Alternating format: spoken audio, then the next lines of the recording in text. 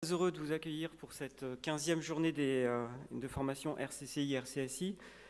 C'est toujours un plaisir pour l'AMF de vous accueillir plus nombreux année après année pour ce moment qui est une chance pour l'AMF pour pouvoir échanger avec vous sur beaucoup de sujets, et vous allez voir qu'ils sont assez nombreux cette année.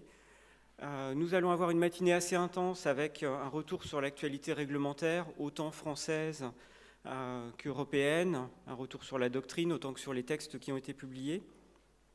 Nous reviendrons ensuite sur les enseignements de la commission des sanctions au travers de quelques exemples à la fois de sanctions et de transactions qui ont eu lieu pendant l'année 2014.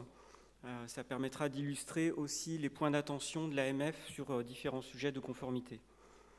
Enfin, nous terminerons la matinée avec Martin Merlin, directeur de la direction des marchés financiers à la Commission européenne, qui viendra nous parler plus particulièrement des nouvelles initiatives en cours et à venir de la Commission européenne.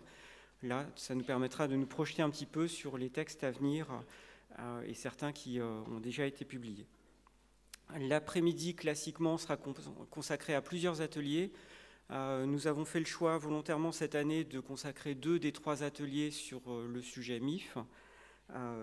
En effet, l'année 2015, c'est plutôt une année de respiration. On n'a pas de directive à mettre en place opérationnellement cette année, mais on sait qu'il y a eu une année 2014 assez chargée. Vous avez eu beaucoup de travail à faire avec EMIR, avec AIFM. L'année 2016 avec MIF2 ou OPCVM5 sera également très chargée, donc ça nous paraissait très utile d'anticiper en fait dès cette année sur quelques ateliers plus consacrés spécifiquement à la directive MIF.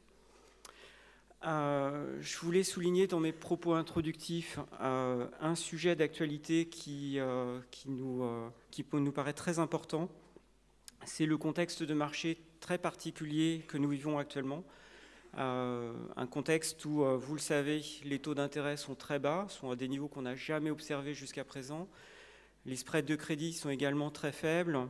La liquidité sur certains actifs cotés, elle n'est pas forcément identique à celle qu'on avait l'habitude de voir. Et certains marchés actions ou immobiliers, vous le savez, sont sur des plus hauts qu'ils n'avaient pas vus sur les 10 dernières années. Pourquoi en parler dès les propos introductifs? C'est parce qu'aujourd'hui, ces niveaux de marché doivent vous amener à une vigilance plus particulière.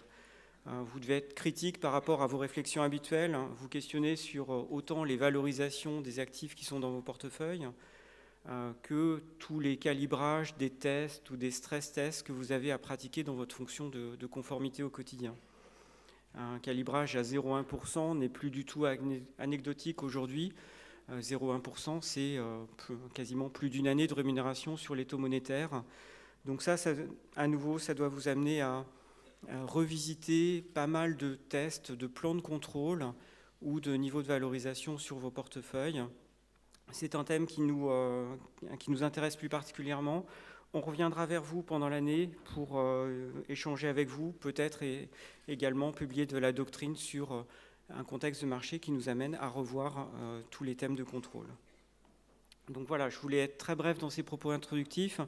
Je vous souhaite évidemment une très bonne journée de formation, profitez-en. Et sans plus attendre, je passe la parole à Gérard Amex, président de l'AMF. Merci beaucoup.